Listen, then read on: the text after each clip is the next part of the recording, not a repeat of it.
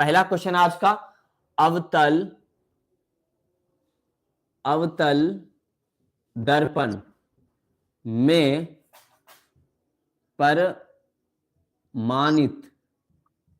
प्रमाणित करे कि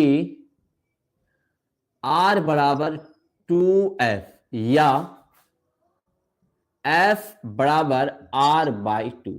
देखिए आपको क्वेश्चन दोनों टाइप से पूछा जा सकता है, R बराबर 2F पूछे या F बराबर R/2 पूछे। बात एक ही है, ध्यान से देखें, 2 से अगर F को गुना करें तो 2F आ गया, तो R बराबर 2F हो या F बराबर R/2 हो, बात सेम ही है। तो ये आज का क्वेश्चन है कि अवतल दर्पण में प्रमाणित करें कि F बराबर R/2, जो कि 5 मार्क्स के लिए काफी बेस्ट क्वेश्चन है। तो चलिए अब हम इनको करते हैं। सबसे पहले यह समझ लेते हैं कि कौन सा दर्पण है, तो अवतल दर्पण है। हम उनका प्रॉपर फिगर बनाते हैं पहले।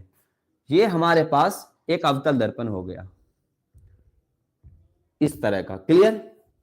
अब सुनिए, अवतल दर्पण का मेन खासियत क्या है कि अवतल दर्पण का परावर्तक पृष्ठ अंदर की ओर होता है और वलय जो होता है वो बाहर होता है। तो वलय चलिए हम पहले बाहर सजा लेते हैं। आप मेरे साथ ही फिगर भी बनाए, क्वेश्चंस भी लिखे, साथ ही साथ समझ भी जाइएगा और फिगर भी आपका तैयार हो जाएगा। जब ये क्लास खत्म होगा तो आपको लास्ट में जितने भी इंपॉर्टेंट पहले चैप्टर से क्वेश्चंस है वो आपको अप्रूवल कराया जाएगा, क्लियर। तो ये देखें, ये हमारे पास कौन सा दर्पण है, अवतल दर्पण है। चलिए इसको कुछ मान लेते हैं, इनको मान लेते हैं M और इनको मान लेते हैं हम N, क्लियर। इसको M और N नाम दे दिए।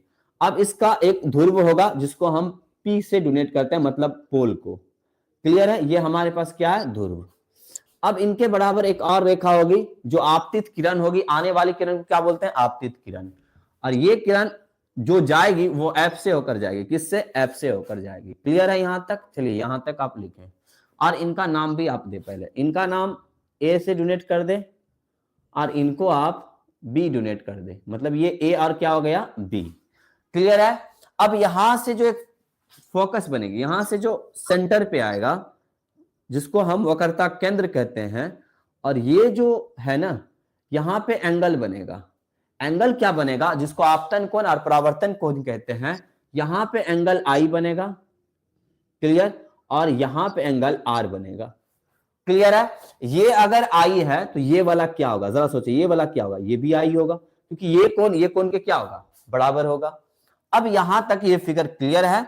जल्दी से आप फिगर उतारे, फिगर हमने प्रॉपर बना दिया। तो इस तरह से आपको भी एग्जाम में फिगर बनाना है, जो कि हमने फिगर बनाया। जल्दी से करें, फिगर आप पहले प्रॉपर बनाएं, क्लियर है यहां तक फिगर। अब इसकी पूरी कहानी सुने। अब हम आपको पूरी कहानी इनकी सुनाते हैं ताकि आपको बेहतर अंदाज में समझ में आ सके। सबसे पहली बात क्या है कि MN जो है एक अवतल दर्पण है। क्या है, अवतल दर्पण है, जो कि यहां पे साफ कहता है कि अवतल दर्पण में, मतलब MN कौन सा दर्पण है, अवतल दर्पण है। चलिए तो लिखेंगे MN एक अवतल दर्पण है जिसका ध्रुव P है, जिसका ध्रुव क्या है, P है, और PC मुख्य अक्ष है। PC क्या हमारा, मुख्य अक्ष है। पहले भी आपको बताए थे, इससे पहले वाले मतलब जो हमने लिखा था इससे पहले, उसमें भी लिखे थे PC मुख्य अक्ष है, जो एक सरल रेखा में जाती है केंद्र से। तो ये जो PC है हमारा वो एक मुख्य अक्ष है। आगे लिखेंगे कि AB आपतित किरण है। AB आपतित किरण है, मतलब आने वाली किरण को क्या बोलते हैं, आपतित किरण। तो ये जो किरणें आ रही है और अवतल दर्पण से टकरा रही है, टकराने के बाद उसी माध्यम में लौट जाती है, इस लौटने की घटना को ही तो प्रकाश का परावर्तन कहते हैं। तो असल में ये आने वाली किरण कौन सी है, आपतित किरण। तो यहां पे लिखेंगे AB आपतित किरण है जो कि परावर्तन के बाद F से होकर गुजरती है। किससे होकर गुजरती है, F से होकर गुजरती है। तो इतनी लैंग्वेज अगर आप लिख लिए तो समझिए आपको प्रूफ करने आ गया और 5 मार्क्स आप आसानी से उठा सकते हैं। तो चलिए जितने भी लैंग्वेज बताए अब हम टाइप करते हैं। सबसे पहले हमने क्या कहा कि MN एक अवतल दर्पण है। तो यहां पे लिखेंगे MN एक अवतल दर्पण है। क्या लिखेंगे, अवतल दर्पण है। MN एक अवतल दर्पण है जिसका ध्रुव क्या है, जरा बताएं, जिसका ध्रुव P है, क्लियर, जिसका ध्रुव क्या है, P है। और पी सी मुख्य अक्ष है, तो वो भी लिखें, पी सी मुख्य अक्ष है, मुख्य अक्ष है, पीसी मुख्य अक्ष है। क्लियर है? पीसी हमारा क्या है? मुख्य अक्ष है। ए बी, ये जो ए है दिख रहे हैं आप, ए बी, ये ए और बी आपतित किरण है। आने वाली किरण को क्या बोलते हैं? आपतित किरण। तो चलिए वो भी लिख लेते हैं, ए बी आपतित किरण है, आपतित किरण है। क्लियर? ए बी आपतित किरण है जो परावर्तन के बाद, क्या लिखेंगे? जो परावर्तन के बाद, परावर्तन के बाद एफ से होकर गुजरती है। क्लियर? ये चीज आप लिखे पहले। ये जहां तक हमने लैंग्वेज से लिखा है इसमें कोई दिक्कत नहीं हुई। उम्मीद करते हैं कि सारी बात आपको अच्छे से समझ में आ गया होगा। फिर भी एक बार रिपीट कर देते हैं। MN एक अवतल दर्पण है जिसका ध्रुव P है, PC मुख्य अक्ष है, AB आपतित किरण है जो परावर्तन के बाद F से होकर गुजरती है, जो कि हमने यहां तक लिखा। यहां तक कोई दिक्कत किसी बच्चे को उम्मीद है कि नहीं आया होगा। अब आगे लिखेंगे परावर्तन के नियम से। क्या लिखेंगे? परावर्तन के नियम से। अच्छा, याद करें परावर्तन के नियम, दूसरे नियम क्या कहता है? गौर करें, परावर्तन के दूसरे नियम यह कहता है कि आपतन कोण परावर्तन कोण के सदैव बराबर होता है। यह चीज आपको पता होगा। सदैव बराबर का मतलब यह हुआ कि एंगल आई एंगल आर के बराबर होगा। क्लियर है? एंगल आई एंगल आर के बराबर होगा। क्यों? क्योंकि परावर्तन का नियम तो यही कहता है ना कि एंगल आई एंगल आर के क्या होगा? बराबर होगा। अगर बराबर है तो हम ऐसे लिख सकते हैं ए बी सी। क्या लिख सकते हैं? एंगल ए बी सी बराबर, ध्यान से सुने, angle A B C. Clear है यहां तक? तो ये तो लिख सकते हैं ना सी बी एफ। क्यों लिख सकते हैं? क्योंकि एंगल आई आर के बराबर है। तो इसका मतलब ए बी सी बराबर सी बी एफ लिख सकते हैं। तो चलिए लिखते हैं एंगल सी बी एफ।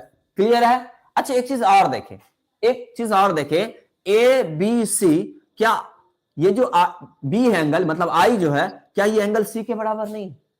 बराबर है ना, क्योंकि आई यहां भी है, आई यहां भी है। तो ऐसे भी तो लिख सकते हैं ए बी सी। क्या लिख सकते हैं? एंगल ए बी सी बराबर, और देखें बी सी एफ। क्या लिख सकते हैं? Angle B C F.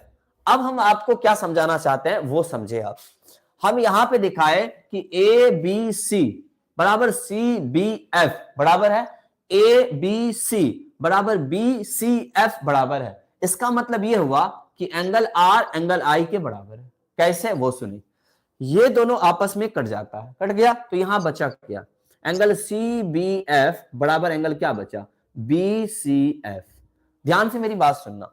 बस अगर मान लीजिए कि ये फिगर हम रिपीट से बना ले, फिगर हमारा कैसा? इस तरह से। क्लियर? इस तरह से हमारे पास फिगर है। क्लियर है? सुनते रहे। ये जो एंगल है यहां पे बी है, और यहां पे जो एंगल है वो एफ है, और ये जो एंगल है हमारा सी है। क्लियर हो गया?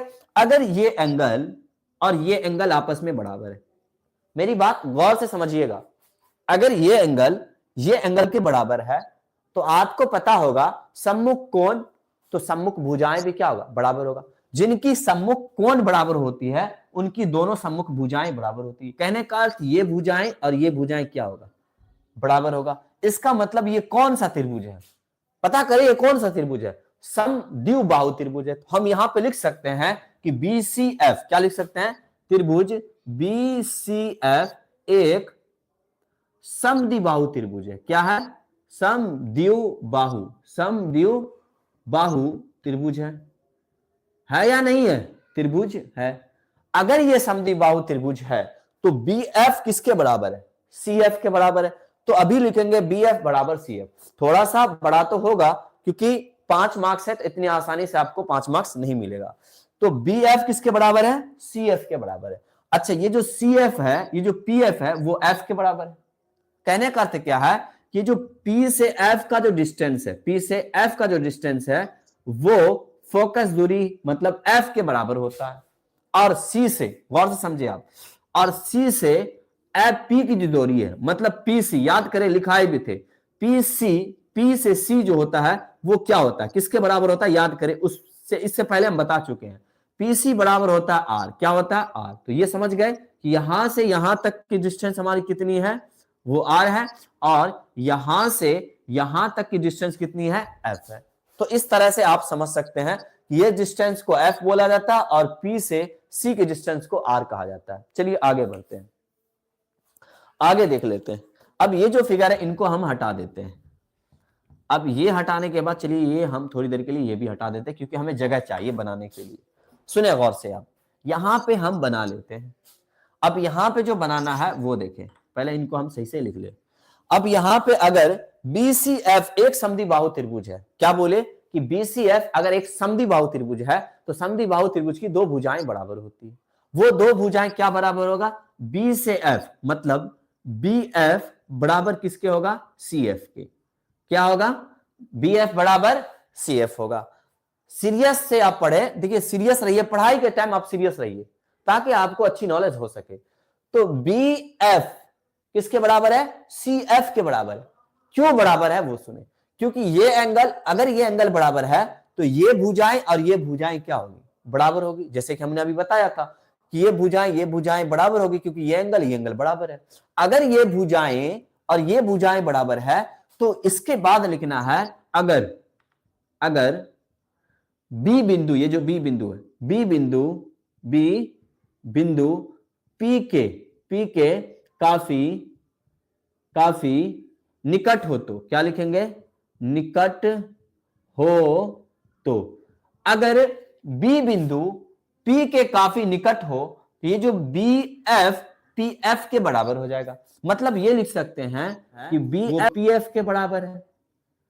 क्लियर, PF किसके बराबर है, PF के बराबर है। आपको पता है कि ये जो F है, ये जो PF है, वो PF के बारे में क्या कहता है वो सुनिए। PF के बारे में कहता है इसकी डिस्टेंस F है। क्लियर, तो देखे BF CF के बराबर है और BF PF के बराबर है। तो अगर BF CF के बराबर है तो यहां पे हम CF लिख सकते कि नहीं लिख सकते, इस BF को CF तो लिख सकते हैं क्योंकि बराबर है। तो इसका मतलब ये हुआ कि BF, यहां BF जो है यहां पे हम CF लिखेंगे। आपको शायद नीचे वाला नहीं दिख रहा होगा, चलिए हम ऊपर लिख लेते हैं। ये जो BF है इसको हम क्या लिख सकते हैं, CF, और ये जो PF है इसको हम PF लिखते हैं, और इन दोनों की जो डिस्टेंस है वो F है। क्लियर, अगर ये F है तो बस हो तो गया प्रूफ। सर कैसे, वो सुने कैसे। अगर मान लीजिए हमें PC निकालना हो, P से C निकालना हो, तो PC बराबर क्या होगा ये बताएं, गौर से समझे। PC बराबर क्या होगा, सर PC बराबर होगा CF प्लस PF। अगर फिर भी नहीं समझ में आ रहा तो समझे। मान लीजिए ये कोई रेखाखंड है, क्लियर, अगर ये कोई रेखाखंड है और इसका डिस्टेंस ये मान ले कि C है और ये P है। क्लियर, अब यहां पे कोई जो बिंदु है वो F है, और ये मान लीजिए कि 3 है और ये मान लीजिए 4 है। अगर आपसे बोले कि PC निकाले तो PC के डिस्टेंस कितना होगा ये बताएं। अगर आपसे पूछे कि PC का डिस्टेंस क्या होगा तो क्या कहिएगा, PC का डिस्टेंस 4 प्लस 3 7 हो गया। तो कैसे आप लाए, आप लाए CF, क्या लाए, CF प्लस PF, क्या लाए, CF प्लस PF। तब आपको डिस्टेंस का पता चला कि टोटल डिस्टेंस 7 होगा, क्योंकि यहां 4 है और ये 3 है, तो 3 और 4 जोड़कर आया 7। इसका मतलब यह हुआ कि PC का डिस्टेंस जो आया इन दोनों को जोड़कर आया। तो इसी तरह से PC आप लिखे तो CF, क्या लिखना है आपको, CF प्लस में PF, क्या लिखे आप, PF। क्लियर, अगर ये लिख लिए तो समझिए आप प्रूफ कर चुके हैं, मतलब प्रूफ हो चुका है। बस देखे आप, PC को आप क्या कहते हैं, याद करें, PC जो हमारा होता है वो R होता है। क्लियर है, यहां तक क्या होता है, R होता है। सभी बच्चों को यह समझ में आ गया होगा। अब देखें CF का मान कितना है, F है सर तो F लिखे, प्लस PF का मान कितना, F है सर तो F लिखे। तो R बराबर देखे क्या आया, R बराबर 2F आ गया ना। तो यही तो प्रूफ करना था कि R बराबर 2F। अगर कहे F बराबर R/2 तो वो सुने, R को R रहने दे, ये इंटू में है तो कहां आएगा, बाय में। तो यहां पे आप F लिखे तो ये भी आ गया प्रूफ और ये भी हो गया प्रूफ। मतलब R बराबर 2F बोले या F बराबर R/2 बोले, तो इस तरह से आपको प्रूफ करना है और ये 5 मार्क्स आपको देकर जाएगा। काफी इंपोर्टेंट क्वेश्चन है, तो जल्दी से आप इनको लिखें। हम उम्मीद करते हैं कि जितने भी अभी हमने बताया जो भी चीज है वो प्रॉपर आपको समझ में आ गया होगा। तो अब जल्दी से आप टाइप करें, जल्दी से।